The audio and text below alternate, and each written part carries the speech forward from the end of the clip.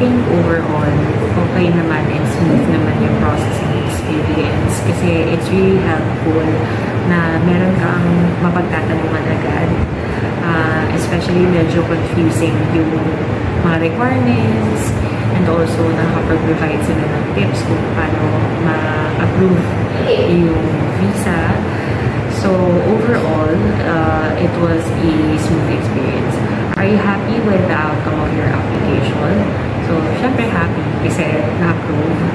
Then why did you choose the mentioned the institution? So, I chose UCAP kasi they have programs na suitable for the course that I had when I was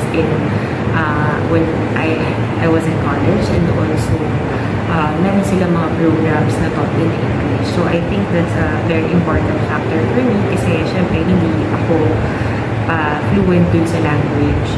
It would help kung makakapag-adjust muna ako to learn the language and to study in a language na I'm very much comfortable with, which is English muna. Then why did you choose the mentioned the institution? So I chose UCAP kasi they have programs na suitable for the course that I had when I was in college, and also meron silang mga programs na taught in English. So I think that's a very important factor for me kasi syempre hindi ako fluent dun sa language. It would help kung makakapag-adjust muna ako to learn the language and to study in a language na I'm very much comfortable with, which is English muna. Why did you choose ABC and do you have any feedback? So, I specifically chose them kasi mabilis naman sila mag-respond sa email ko, especially when I was just inquiring at the beginning. So, marami akong mga questions, and syempre, this is a life-changing decision. Hindi naman siya mabilis na, kumbaga parang going to another country to study, it's not an easy decision to make. So, may mga apprehensions ka din, but at least,